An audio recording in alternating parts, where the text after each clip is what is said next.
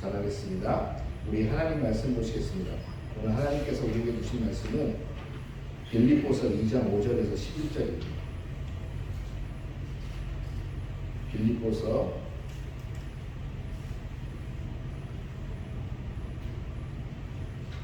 2장 5절에서 11절입니다.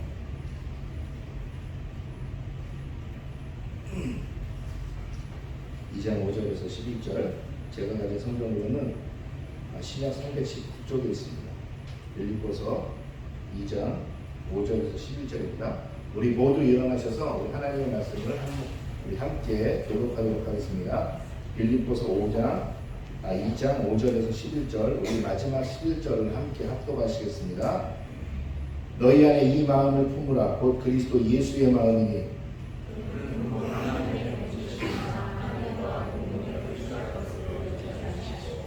오히려 자기를 비워 종의 형체를 가지사 사람들과 같이 되셨고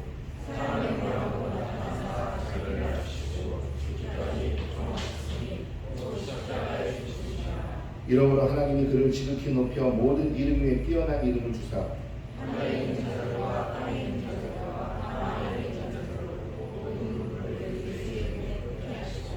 함께 읽겠습니다. 모든 힘으로 예수 그리스도를 주라 시인하여 하나님 아버지께 영광을 돌리게 하셨느니라. 아멘. 우리 기도하시겠습니다. 하나님 아버지, 오늘도 우리가 주의 말씀 앞에 섭니다. 주님, 이 시간에도 우리에게 말씀하여 주옵소서. 무엇보다도 주의 말씀을 깨달을 수 있는 그 지혜를 성령께서 허락하여 주시며 우리 각자에게 하시는 말씀을 들을 수 있는 길을 이 시간에 열어주시기를 원하옵나이다.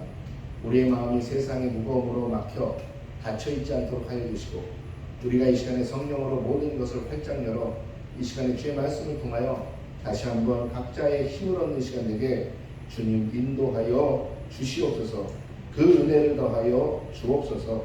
예수님의 이름으로 기도하옵나이다. 아멘. 우리 착석하시겠습니다.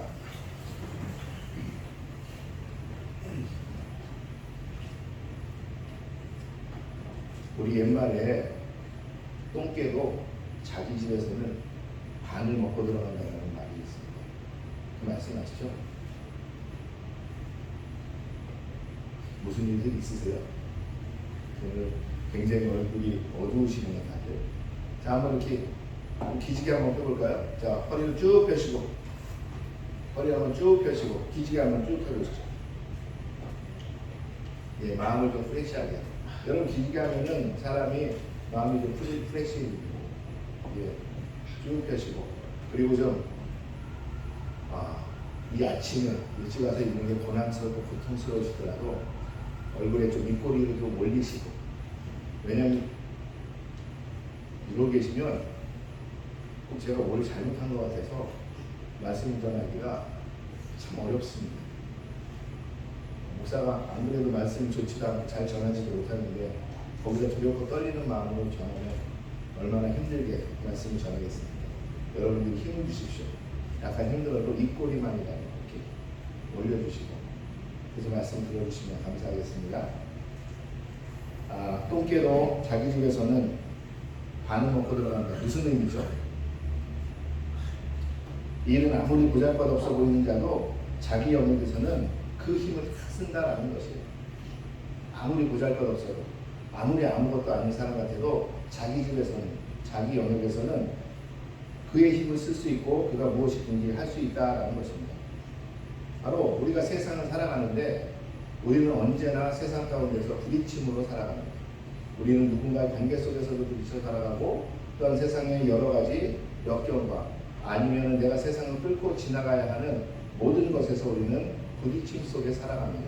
그 부딪힘 속에서 우리가 거기에 굴복하느냐 아니면 지느냐 이기느냐.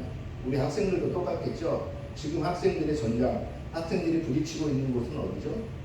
그것은 바로 친구들도 되겠지만 가장 큰 것은 학생들에게는 아마 학업이라고 생각합니다. 우리 어른들에게는 그 삶을 통한 우리의 생계를 위해서 부딪히는 그 여러 가지 것들, 우리는 세상에 그 부딪히는 것들과 살아가며 그것을 이기든지 지든지 타협하든지 우리는 이렇게 살아갑니다. 다시 말하면 세상 자체를 살아가는 그 자체가 그 전쟁터라고 볼 수 있어요. 여러분들 지금 학생들은 공부할 때 이게 학생 세상에서 어려운 것 같으시죠? 정말로 나중에 학교를 다 마치고 나서 세상이란 전장터로 나갔을 때는 어떤 느낌이 드냐?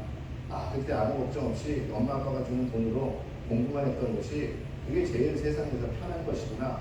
그거보다 더 편할 때는 언제일까요? 그런 고민도 없이 엄마 아빠가 먹여주는 것 같고 기저귀 채우고 기어다닐 때가 제일 편한 세상이었구나 라는 것을 점점 세상에서 나이 먹어가면서 세상에 나가게 되면 느끼게 되는 것입니다. 왜요? 세상은 커다란 전쟁터고 그곳 자체가 우리가 살아가는 그곳이 전장입니다. 전투를 하고 있는 그 장소라는 것입니다. 여러분, 전투를 승리할 수 있는 승리하게 되는 여러 가지 요인들이 있습니다. 전투를 승리해서 그 전투 가운데서 이기게 하는 여러 가지 요인들, 그 요인들이 있겠죠. 좋은 전략, 우수한 전투 물자, 우수한 무기들, 이러한 것으로 이길 수도 있을 것이에요. 과거 같으면 많은 전투병, 다시 말하면 군사의 숫자가 어쩌면 전투를 이기고 지게 할 수도 있었을 것입니다. 왜 중국이란 나라가 대국으로서 지금까지 살아가고 있습니까? 그 이유는 중국은 원래 인구가 많았어요. 그 많은 인구를 동원하여 중국은 항상 주변 옆 나라들을 항상 괴롭힐 때도 있었고 괴롭힘을 당할 때도 있었고 그렇게 살아갔던 게 중국의 나라입니다. 그런 것처럼 군사라는 과거에는 군사의 숫자 자체가 바로 그 전쟁을 이기고 지게 하는 요소가 되기도 했습니다. 그런데 전쟁을 이기고 지게 하는 요소 중에 또 중요한 것이 무엇이냐?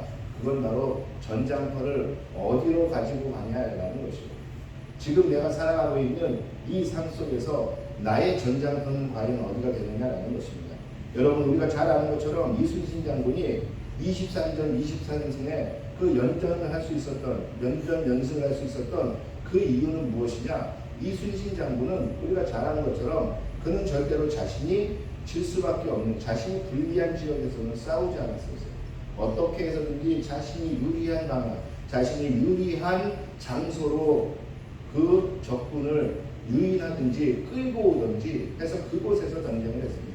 우리가 잘 아는 것처럼 영양이라는 해전에서는 그는 12척밖에 안 되는 그 배를 가지고 300척이 넘는 왜군과 싸워서 승리를 했어요. 여러분, 지금도 현대사에서 불가능하다고 생각하고 불가사의하다고 생각하는 전쟁 중에 하나가 바로 영양해전입니다. 왜냐하면 아무리 그래도 12척 갖고 어떻게 300척이 넘는 배를 깨부수고 이길 수 있겠느냐라는 것이에요. 그런데 이순신 장군은 그것을 해냈어요. 왜요? 그에게 좋은 전략도 있었고 좋은 화포라는 무기도 있었지만 더 중요한 것은 그는 영양의 울돌목이라는 곳으로 그 적군을 유인해서 그곳에서 진을 치고 싸웠던 것이에요. 울돌목의 그 험난한 물살, 그리고 그곳에서 그 물살이 어떻게 바뀔지 모르는, 그리고 그 울돌목 아래에 있는 그 수많은 암초들을 가지고 그는 그곳에서 싸우기 시작했다는 것입니다. 그가 유리한 곳, 그가 최대한 유리한 곳으로 이끌어냈고 그는 그곳에서 그가 가지고 있는 모든 것을 통해서 그는 12척을 가지고 300척을 이길 수 있는 그러한 일을 했어요. 우리가 잘 아는 그 이름만 들어도 마음이 웅장해지는 그 한산대첩은 그가 좁은 곳에서 싸우게 되면 우리가 승산이 없다는 것을 알고 그는 한산 앞바다로 적군을 유인합니다. 적군을 유인해서 어떻게 해서든지 한산 앞바다로 유인한 다음에 육상전에서나 쓰던 그 하직진이라는 전술을 해상에서 전 세계에서 처음으로 시연해 본 사람이 이순신 장군입니다. 그는 철저하게 자신이 유리한 곳으로 적군을 이끌어냈어요. 왜요? 아무리 연약한 자도 똥개도 자기 집에서는 반을 먹고 들어가는 것입니다. 그가 유리한 전장 속에서 싸울 때만이 그는 이길 수 있는 사람이 되는 것입니다. 여러분, 우리가 잘 아는 근세에도 이러한 전투가 있었습니다. 우리가 영화에서도 봤던 바로 이 봉오동 전투. 이 봉오동 전투에서 홍범도 장군은 일본 군들을 어디로 이끄냐면 계속적으로 유인하여 봉오동이라는 골짜기까지 이끕니다. 봉오동이라는 골짜기까지 이끌어서 당대 최대의 군사력을 가진 일본이라는 나라를 그곳에서 완전히 전멸시키고 괴멸시킵니다. 당시에 150여 명의 일본군의 사상자가 났지만 겨우 한국군의 사상자는 아니면 4명이었어요. 승리 중에 그 근대사에서 일본군과 있었던 그 독립군이 했던 전쟁 중에 가장 큰 성과를 낸 것이 바로 이 봉오동 전투입니다. 그런데 이 전투의 승리의 가장 큰 요인은 무엇이냐? 첫째는 그 적군을 봉오동까지 유인해서 데리고 온 그 사람들의 그 역할이에요. 죽을 힘을 다해서 비록 그들에게 이길 수는 없지만 어떻게 해서든지 공격하다 다시 도망갔다 공격하다 도망갔다 해서 이 주력 부대를 어떻게 해서든지 봉오동까지 유인해내는 것이었어요. 두 번째는 뭐냐면은 그 봉오동의 지형이 바로 이기게끔 만든 것이에요. 그 골짜기, 그곳에 한번 들어서면 더 이상 빠져나갈 수 없는 그 골짜기로 유인하여서 골짜기 위에서 그들과 전쟁을 하여서 대승을 거둘 수 있었다는 것입니다. 다시 말씀드리면 어느 곳에서든지 똥개도 자기 집에서는 반을 먹고 들어가는 것입니다. 여러분이 전장이 과연 어디입니까? 여러분들이 세상을 살아갈 때 나의 전장은 과연 어디라고 생각하십니까? 여러분, 성경은 이야기하기를 우리는 영적인 군사들, 하나님의 군사들이라고 이야기합니다. 우리는 늘 하나님의 군사로서 이 세상과의 전투 속에서 살아가는 것이에요. 여러분, 그렇다면 우리의 전장은 어디가 될까요? 우리의 전장은 우리가 살아가고 있는 삶이 될까요? 사업장이 될까요? 학교가 될까요? 그것이 우리의 전장인가요? 아니요. 우리의 전장은 어디냐면 언제나 우리의 마음속에 그 전장이 있습니다. 그렇기 때문에 우리는 그 마음을 지켜야 하는 것이 너무너무나 중요한 것입니다. 왜냐하면 사단은 우리의 마음을 공격해요. 사단은 우리의 마음을 공격하고 베드로전서 5장 8절에 보면 이렇게 이야기합니다. 근신하라 깨어있으라 너희 대적 마귀가 우는 사자와 같이 두루다니며 삼킬 자를 찾나니 라고 이야기하면서 그 마귀가 언제나 두루 돌아다니면서 그가 우는 사자와 같이 삼킬 자를 찾는다고 이야기합니다. 다시 말하면 마귀가 삼킬 자는 과연 누구겠습니까? 우리의 육체를 삼키겠습니까? 우리의 삶을 삼키겠습니까? 아니요. 우리의 마음을 미혹하여 앗아가는 것이에요. 그것이 마귀가 우는 사자와 같이 그는 언제나 우리를 탐하며 우리를 먹어 삼키려고 합니다.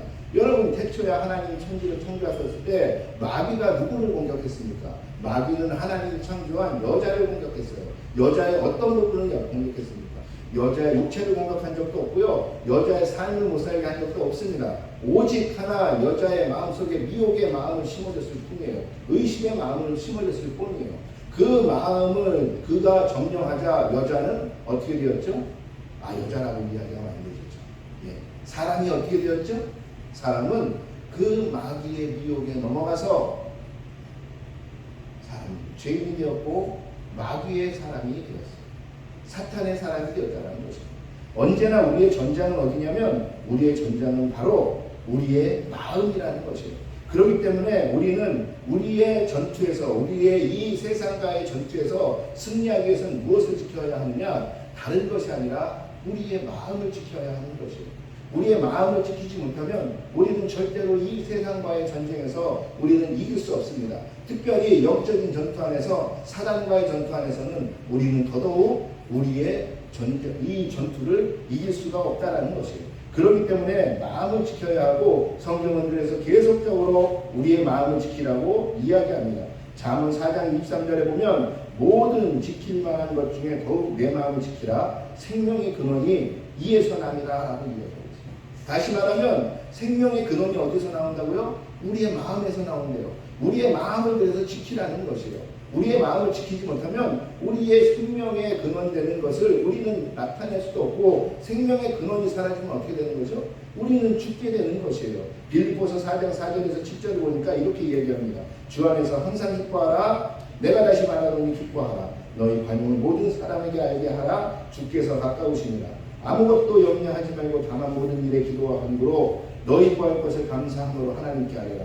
그리하면 모든 지각에 뛰어난 하나님의 평강이 그리스도 예수 안에서 무엇을 지킬까요? 너희의 생각과 마음을 지키리. 아무것도 염려하지 말고 항상 기도하고 항상 기뻐하면 하나님께서 물질적인 축복을 주신다, 아니면 그것을 이기게 하신다가 아니에요. 하나님의 평강의 영이 너희의 생각과 마음을 어떻게 할 것이다? 지키실 것이다 라는 것이에요. 하나님은 이미 알고 계세요. 우리의 전장터가 어딘지, 우리의 전장터는 마음인 것을 이미 하나님은 알고 계신다라는 것이에요.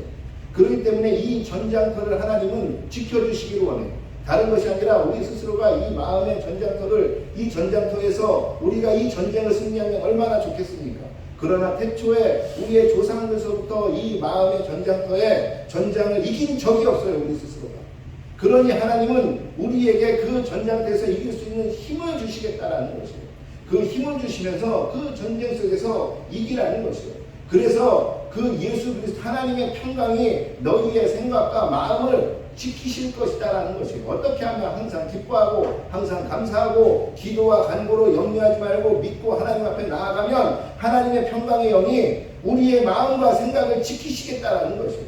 무엇이? 하나님의 평강의 영이 그 진리이신 성령께서 우리에게 오셔서 우리의 생각과 마음을 지키시겠다라는 것이에요. 다시 말하면 하나님의 그 진리이신 성령께서 우리에게 오셔서 우리의 생각과 마음을 지키시겠다는 것이에요. 그러니까 우리가 이 영적인 전투인, 이 전장터인 우리의 마음을 지키기 위해서 무엇을 해야 되냐? 우리는 바로 성령으로 충만한 자가 되어야 된다는 것이에요. 성령으로 충만하여져서 그럴 때만이 우리는 이 전장터를 지킬 수 있고, 그럴 때 우리는 이 전쟁에서, 영적 전쟁에서 우리는 승리할 수 있다는 것입니다. 그렇다면 어떻게 우리는 이 우리의 마음에 있는 영적 전쟁, 이 전쟁터에서 하나님의 성령의 기름 부음을 받을 수 있을 것인가라는 것이에요.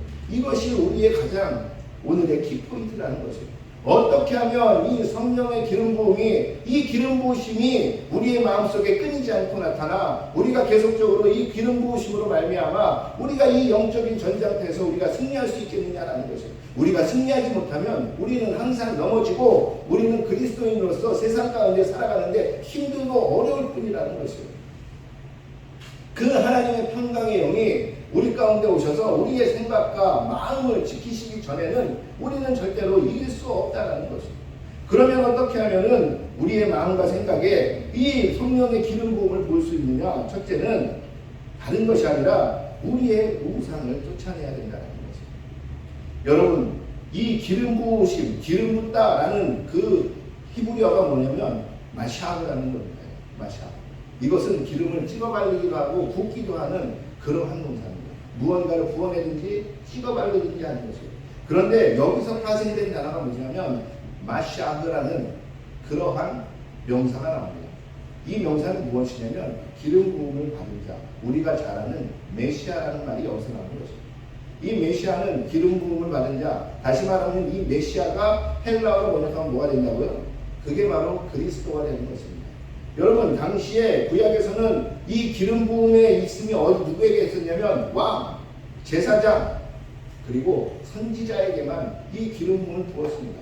여기 왕, 이스라엘의 왕, 이스라엘의 제사장, 이스라엘의 선지자, 이 사람들을 콕 집어서 하나님은 뭐라고 말씀하셨냐면 이 사람들은 내가 내 일을 행하기 위해서 하나님이 선택하신 사람들이라고 이야기합니다. 다시 말하면 이스라엘의 왕은 사울이 처음 왕이 될 때에도 왕은 하나님을 대리해서 이스라엘을 다스리는 하나님의 종일 뿐이었어요. 왕은 하나님도 없고 뭣도 없던 아무것도 아니라 하나님을 대신하는 하나님의 종으로서의 역할을 감당하는 게 왕이었어요. 제사장은 뭐 하는 사람입니까? 하나님과 세상을 연결하는 하나님의 종이에요. 선지자는 누구입니까? 하나님의 말씀을 세상 가운데 전하는 사람이 선지자였어요. 바로 하나님이 쓰시기 위해서 하나님이 특별하게 선택한 사람들, 하나님의 종들에게 하나님이 하신 것이 무엇이냐? 기름 부음이라는 것입니다. 이 기름 부음의 중근동에서 의미는 무엇이냐면 기름을 부었다라는 것은 내가 너를 지명했다라는 의미예요. 이것은 이스라엘뿐만이 아니라 중근동의 전통이었어요. 기름 부음을 받다. 이것은 무엇이냐면 그 기름을 통해서 나의 몸이 깨끗해지며 머리를 씻으며 모든 것이 깨끗해지는 것처럼 내가 기름을 받음으로 하나님 앞에 깨끗해지고 성결해지고 그것을 통해서 하나님이 내가 너를 지명했고 너를 임명했다라는 그러한 의미예요. 또한 이 기름 부음을 받았다는 것은 내가 너를 구별했고 내가 너를 성별했다라는 것이에요. 여러분, 성별이 무슨 뜻이죠? 성별, 남녀, 이게 아니에요. 성별했다는 것은 거룩하게 내가 너를 끄집어내서 내가 너를 특별하게 구분해냈다라는 것이에요. 하나님의 기름 부음을 받았다는 것은 무엇이냐면 거룩하게 하나님께서 그를 거룩한 자로 구분해서 구별하냈다는 것이에요. 그것을 통해서 하나님은 무엇을 하냐? 기름 부은 자에게 그의 일을 위임시키시는 거예요. 하나님이 하시는 일을 위임시키시는 거죠. 그래서 그 하나님의 일을 할 수 있게끔 위임하시고 그 능력까지도 하나님이 직무 수행을 위한 능력까지도 부어주시는 것이 기름 부음의 의미에 있다는 것입니다. 이것이 이스라엘만 가진 독특한 그러한 전통이냐? 아니요. 이것은 고대 근동에서 빈번하게 벌어졌던 것이에요. 여러분, 이러한 것이 나중에 발전해서 어떻게 됩니까? 머리에 향유를 붓고 예수님의 발을 향유로 닦고 바로 무엇이냐면 향유를 부어 깨끗하게 하고 감사와 환대의 마음을 받는 것이 바로 여기서 전통이 이루어진 것입니다. 바로 이 메시아, 마시아크라는 이 동사의 기름 부음은 바로 내가 너를 선별하고 구별하여 내 일을 위해서 너를 내가 특별히 구별했다라는 것이에요. 그것을 통해서 내가 나의 일을 너에게 위임하고 그리고 그것을 통해서 내가 너 위임만 할 뿐만이 아니라 너에게 능력을 준다라는 것이에요. 누구에게? 당시 이스라엘에게 이스라엘 왕이나 제사장이나 선지자들, 특별한 사람들. 그러나 지금은 우리가 어떻게 기름 부음을 받습니까? 우리의 기름 부음은 지금도 하나님께서 가끔 교회에서 이야기해요. 기름 부음 받은 우리 우리 목사님. 기름 부음을 받은 아니요, 그렇지 않습니다.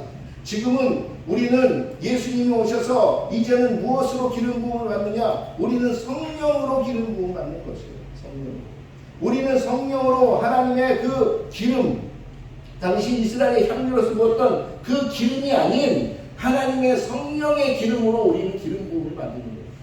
그러니 우리는 예수를 믿는 모든 사람들은 성령을 받으십니까? 안 받으십니까? 아직도 저는 성령이 뭔지 잘 모르고 성령의 기름 부음이나 성령을 잘 모르겠습니다. 손 한번 들어보세요. 목사님도 하면 창피하잖아요. 어떻게 손들어요? 여러분, 우리가 예수를 입으로 고백하며 우리가 예수를 주로 시인하는 순간 성령은 우리 속에 오신다고 했어요. 우리 속에 내주하시고 우리와 함께 동행하시고 그 하나님의 영에 우리에게 내주하시는 것, 이것을 우리는 성령의 기름 부음이라고 이야기합니다. 그러기에 여기 앉아 계신 모든 분들이 내가 예수를 나의 입으로 고백하고 예수를 나의 주인으로, 예수를 나의 구주로 시인했다면 여러분은 성령의 기름 부음을 받은 자들이에요. 우리 담임 목사님만 기름 부음 받은 종 아니요. 예수를 주로 시인하고 예수를 입으로 고백한 사람들은 그 성령의 기름 부음을 받은 사람이라는 것이요. 다시 말하면 우리 그리스도인, 우리 성도라 불림을 받는 이 신약의 모든, 바울이 항상 성도로 불림을 받은 이 모든 그리스도인들은 하나님의 기름 부음을 받았다는 것입니다.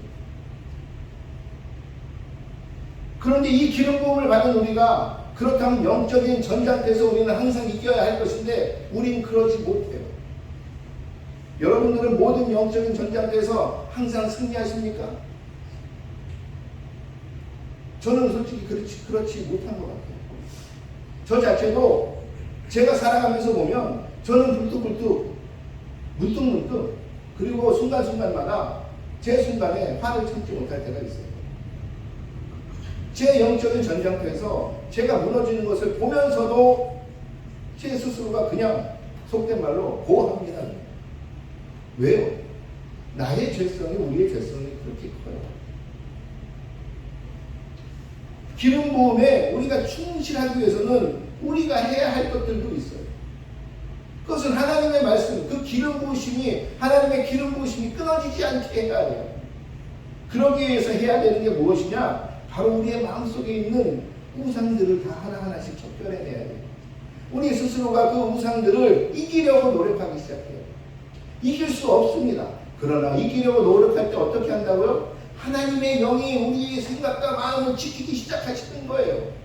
그때부터 우리의 하나님의 성령께서 우리의 마음속에서 발동하기 시작하는 것이에요.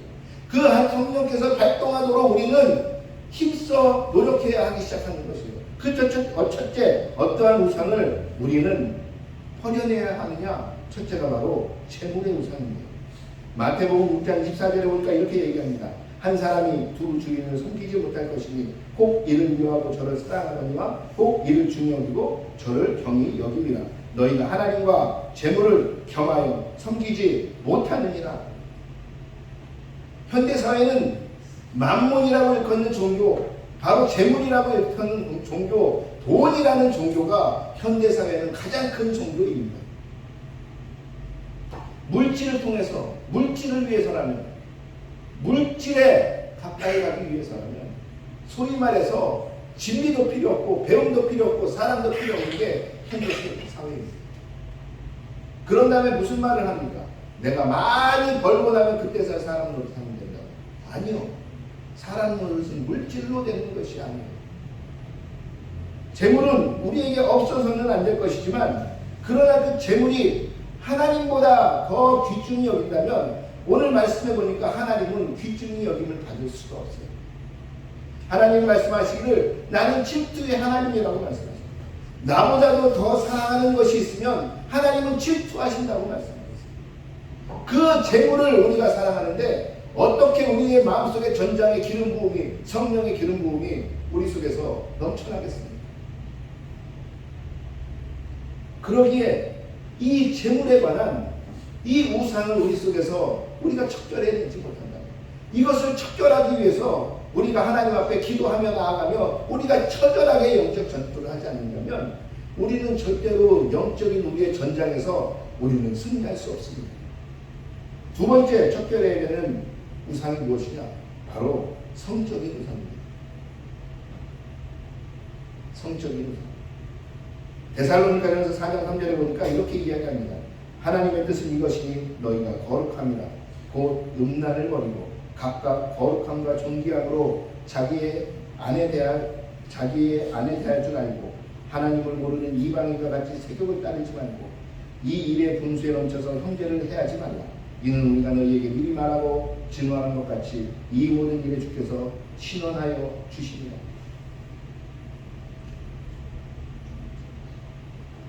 이 음란 자체는 우리의 거룩을 멀게 하는 것이에요. 거룩을 멀게 하는 것. 요새 현대사회는 우리가 특히 젊은이들은 이야기합니다. 성개방 시대. 나의 성을 왜 나의 주관대로 내가 마음대로 하지 못하냐라고 이야기하는 거죠. 여러분, 그러나 성은 그렇지 않습니다. 성은 나에게 주어진 것이 아니에요. 나에게 주어진 것이죠. 그러나 성은 내가 사랑하는 사람을 위해서 주어진 것입니다. 내가 사랑하는 사람은 어떤 사람이냐? 창세기 2장에도 이야기하죠. 마지막에 하나님이 우리의 몸으로 주신 사람. 다시 말하면 아담의 갈빗대를 취해 하나님이 여자를 만들고 그 여자가 남자에게 올 때 그 남자가 외치는 한마디, 이는 내 뼈 중에 뼈요 내 살 중에 살이라. 남자에게서 나갔으니 이를 여자라 하리라 라고 이야기할 때 이 이야기는 무엇이냐면, 여러 번 말씀드렸지만 이는 뼈 중에 뼈요, 뼈 중에서 가장 단단한 뼈고 살 중에 으뜸인 살이다, 맛있는 살이다, 이러한 의미가 아니에요. 어떠한 의미냐면, 성경 원문은 이 뼈는 나에게서 나간 뼈고 이 살은 나에게서 나간 살이라는 것이에요. 다시 말하면 저 뼈와 살은 곧 나라는 것이에요. 그렇기 때문에 나에게서 나갔기 때문에 그것을 여자라 하게 되는 것이에요. 다시 말하면 하나님께서 여자를 만드실 때 이미 사람이 온전치 않아요. 그래서 어떻게 이야기합니까? 우리 창세기에 보면 이렇게 이야기하잖아요. 창세기 2장 24절에 보면 하나님께서 이러므로 남자가 부모를 떠나 그의 아내와 합하여 둘이 한 몸을 이루십니다. 여기서 한 몸은 그냥 하나 되는 게 아니에요. 다시 말하면 완전한 몸이 된다는 것이에요. 완전한 몸. 완전한 몸이 되는 거예요. 남자와 여자가 결혼하여 살기 전에 무엇이냐면 부족한 몸으로 살아가는 것이에요. 이 부족한 몸으로 나의 반이 사라져서 살아갔다가 나의 반을 만나서 완전한 몸을 이루는 것이, 그것이 남자와 여자가 만나는 것이에요. 그것을 통해서 이루어지는 것이 성적인 거라는 것이에요. 다시 말하면 성은 나의 몸에 행하는 것이에요. 그런데 성개방시대, 나의 세욕과 나의 욕망과 나의 본능에 충실한 그것을 위해서, 나의 기쁨을 위해서 나의 몸이 아닌 그것에 우리가 성적인 관계를 갖는다면, 다시 말하면 나중에 나의 몸에 더러운 짓을 행하는 것이에요. 나의 몸에 더러운 짓을 행하는데 어떻게 거룩하고 성별되어 구별될 수 있겠습니까? 그래서 성경은 계속적으로 음란을 피하라고 이야기합니다. 학생들 잘 들으세요. 여러분의 몸은 여러분의 몸의 것이 아니라 여러분의 반쪽의 것이에요. 다시 말하면 여러분은 하나님에게 속한 것이고 나중에 만날 여러분의 반쪽과 함께 이루어서 한 몸을 이루는 것이 그것이 여러분의 의무인 것이에요. 그 욕망의 기쁨을 위해서 나의 반쪽에게 나중에 나의 몸에게 죄가 되는 일을 행하지 마세요. 세상은 마귀는 계속적으로 화살을 날립니다.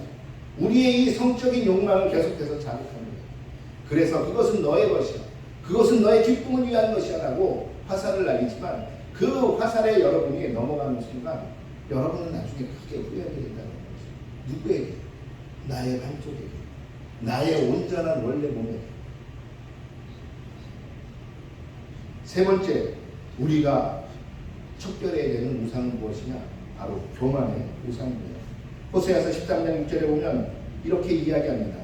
그들이 먹여준 대로 배가 불렀고 배가 부르니 그들의 마음이 교만하여 이로 말미암아 나를 잊었느니라. 하나님께서 이렇게 말씀하시는 거예요. 이스라엘 백성에게 내가 그들에게 원하는 것을 줬더니 그들이 배불러지더니 그들이 배불러진 다음에는 그들의 힘으로 배불러진 줄 알고 도리어 그들이 교만해져서 어떻게 된다면 나를 잊어버린다는 거죠. 여러분 누누이 얘기했지만 교만은 뭐라고 했죠? 교만은 바로 내 자신을 우상화시키는 거예요. 나를 하나님처럼 만들어버리는 거죠. 하나님의 말씀이 나의 귀에 들어오지도 않고 하나님의 것을 하나님이 말씀하시고 하나님이 하라는 것이 나의 귀에 나의 삶에 들어오지도 않아요. 왜냐하면 나의 방식과 나의 것들이 너무나 중요해요. 왜? 나는 교만하니까, 나는 똑똑하니까, 나는 다 아니까, 나는 돈이 많으니까, 모든 사람이 내 앞에서 굴복하는 권력이 나에게 있으니까 하나님이 제일 싫어하는 것 중에 하나가 뭐라 그랬죠? 바로 이 교만의 우상이에요. 잠언서 16장 18절을 이렇게 이야기합니다. 교만은 패망의 선봉이요 거만한 마음은 넘어짐의 앞장입니다. 교만은 하나님 앞에서도 어떻게 할 수 없어요. 왜? 교만은 그 마음에 겸손이 사라지고 낮아지게 하는 것이 사라졌기 때문입니다. 네 번째로 우리가 버려야 하는, 이겨야 하는 우상은 무엇이냐면 세속의 우상입니다. 세속의 우상. 계시록 2장 20절에 보니까 이렇게 말합니다. 그러나 내가 책망할 것이 있노라. 자칭 선지자라 하는 여자 이세벨을 내가 용납하느니 그가 내 종들을 가르쳐 꾀어 행음하게 하고 우상의 재물을 먹게 하느니라. 계시록의 두아디라 교회에 하나님께서 말씀하시는 거예요. 너희가 믿음을 지켰고 너희가 믿음 안에서 잘 살았지만 내가 너희가 책망할 것이 있는데 그것은 무엇이냐? 세상에 이세벨의 우상을 너희 속에 들여와서 너희가 행음하고 그리고 너희가 우상의 재물을 먹는, 다시 말하면 세상의 생각과 세상의 진리와 세상의 원리와 세상의 지식을 교회 안에 가지고 와서 그 교회에서 그 지식과 원리와 진리로 교회의 잣대를 대고 그것으로 너희의 교회를 이끌려 했던 것, 그것을 하나님은 두아디라 교회에 책망하고 계신 거죠. 우리는 세상과 교회라는 이중적인 삶을 살아가고 있습니다. 우리는 둘 중에 하나를 택해야 돼요. 세상은 세상대로, 교회는 교회대로 살아갈 수는 없어요. 여러분의 진리는, 여러분의 원리는, 여러분이 삶의 그 길로 행하는 그 모든 것들은 무엇입니까? 세상에서 말하는 것입니까? 교회에서 말하는 것입니까? 교회도 세상에 속한 것이야.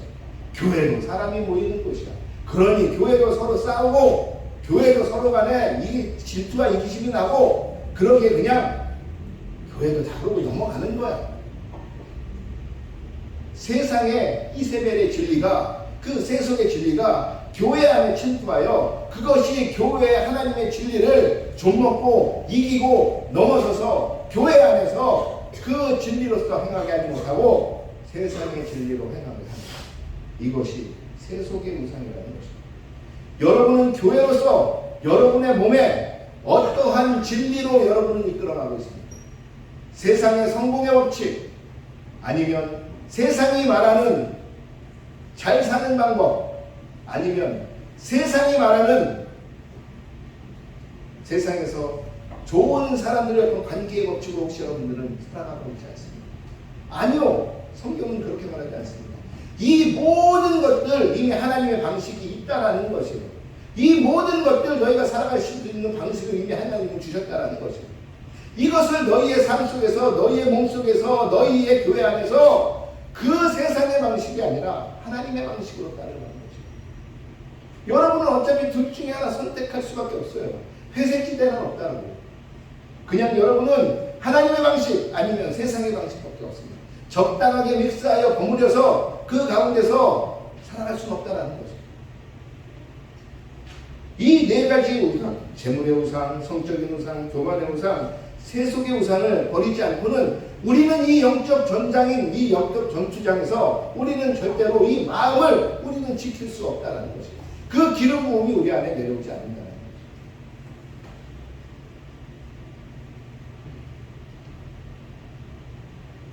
그것을 위해서 우리가 해야 될 것이 무엇이냐? 그것이 오늘 본문에 나온 것입니다. 오늘 본문에 보니 이렇게 말합니다. 너희 안에 이 마음을 품으라. 그리스도 예수의 마음이니 이 마음은 무엇이냐면 곧 그리스도 예수의 마음입니다. 그러면서 그는 근본 하나님 본체시나 그분 자체가 하나님이에요. 그런데 하나님과 동등됨을 취하지 아니하시고 오히려 자기를 낮추고 낮춰 비우고 비워 종의 형체를 해요. 여기서 종은 뭐라고 이 헬라어에서 쓰였다 그랬죠? 둘로스라는 단어예요. 이 종은 서번트가 아니에요. 이 종은 슬레이브예요. 슬레이브. 하나님 자체가 슬레이브 되셨다는 거죠. 자기의 것도 없고 자기의 주장도 없고 자기의 아무런 소유도 가질 수 없는, 심지어는 인간적 취급을 받지 못하는 그 슬레이브, 노예가 돼요. 형체를 가지고 사람들과 같이 되셨고 사람의 모양으로 나타나서 자기를 낮추시고 어디까지 복종하셨냐면 죽기까지 복종하셨대요. 그 십자가에 죽으십니다. 이러므로 하나님이 그를 지극히 높여 모든 이름 위에 뛰어난 이름을 주사 하늘에 있는 자들과 땅에 있는 자들과 땅 아래에 있는 자들로 모든 이름을 예수의 이름에 끌게 하시고 모든 이름으로 예수 그리스도를 주라 시인하여 하나님 아버지께 영광을 돌리게 하십니다.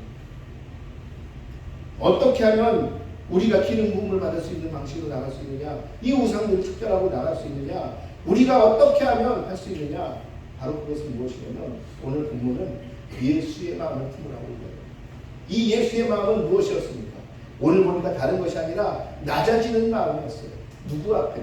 하나님 앞에 한없이 낮아지는 자. 하나님 앞에서는 그가 비록 내가 하나님이지만 그가 종의 형체를 입을 때까지, 노예의 형체를 입을 때까지 그는 낮아지시기를 원하셨다는 거죠. 그리고 두 번째 무엇을 하셨냐? 그는 순종하셨다는 것입니다. 누구에게? 하늘 아버지께 그는 철저하게 순종하셨다는 것입니다. 어디까지 순종하셨느냐? 인간으로서는 할 수 없는 그의 목숨까지 버리며 십자가의 상에서 죽는 데까지 순종하셨다는 것입니다. 그 순종하시며 나아갔던 그 예수님을 하나님은 어떻게 하셨습니까? 그 하나님께서는 그 예수의 이름을 지극히 하나님 스스로가 높이셨대요. 지극히 높이셔서 왕들보다도 세상의 권세자보다도 세상의 돈이 많은 자보다도 그 어떤 이름보다도 높게 만드시고 그 모든 이름들이 그 종의 모습을 보이신 그 순종하신 예수의 이름 앞에 무릎 꿇게 하시고 예수는 끝내는 그리스도다, 나의 주인이다, 나의 하나님이다 고백하게 하셨다는 것이죠. 누가? 하나님. 여러분 내 마음속에서 기름 부음을 계속 받고 싶으십니까? 우상을 끊어내고 싶으십니까? 철저하게 낮아지십시오. 철저하게 순종하십시오. 철저하게 하나님 앞에 나아가 기도하십시오.